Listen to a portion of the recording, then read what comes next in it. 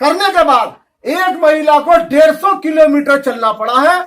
तो ये कितनी बड़ी दुख भरी कहानी है। 4-4 हजार रुपया मजदूरों से किराया लिया जा रहा है। पैकेज घोषित हो गया है। ये पैकेज फर्जी साबित हो रहा है। जिस तरीके से चुनाव में ये पार्टियां घोषणा करती हैं और गरीब मजदूर को कुछ नहीं मिलता।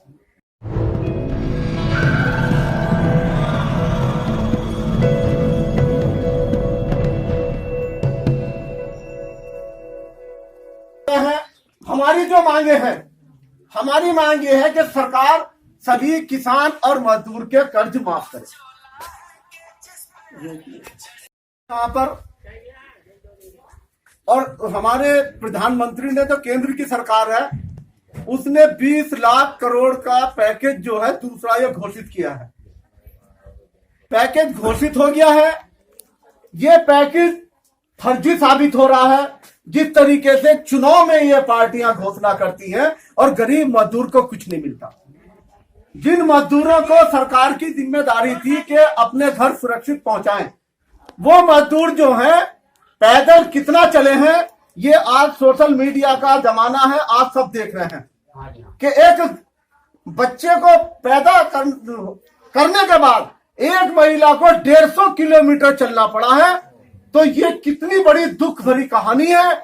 4-4 हजार रुपया मजदूरों से किराया लिया जा रहा है। और विपक्षी पार्टियां या विपक्ष का कोई भी अगर मजदूर की मदद करना चाहे तो सरकार ने उसे भी रोक दिया है। बॉर्डर पे मुख्यमंत्री योगी आदित्यनाथ जी ने वो बसें रोकी है, मजदूर भूखे मर रहे हैं। और जो स्पेशल ट्रेनें चलाई गई हैं, उन स्पेशल ट्रेनों में वो 2-2, 3-3 दिन लेट पहुंच रही है और मजदूर और भूखे प्यासे जो है वो अपने घर पे पहुंच रहे हैं। ये एक बड़ी दुख भरी कहानी है। आज हम लोग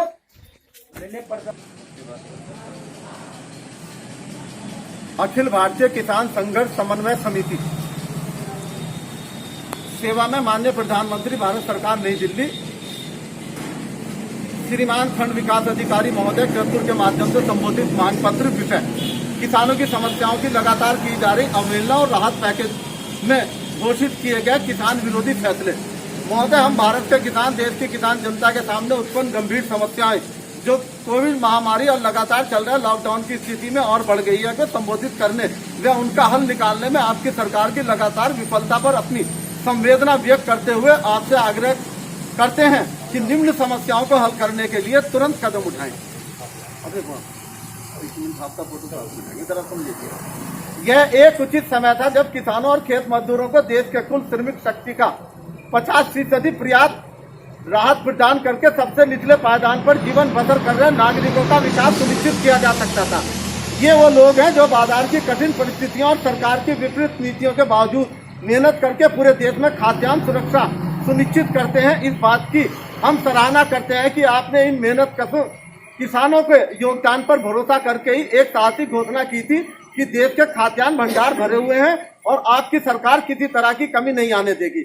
इस योगदान के आधार पर हम देश के सामने अपनी जरूरतों का दावा प्रस्तुत कर रहे हैं, इस उम्मीद के साथ कि आप इसे हल करेंगे। किसानों की देखभाल नंबर 10 सभी किसानों, भूमिहीनों के, खेत मजदूरों सभी के कर्ज माफ करो। सभी पुराने केसीसी कर्ज माफ करो व नए केसीसी कर्ज तुरंत जारी करो।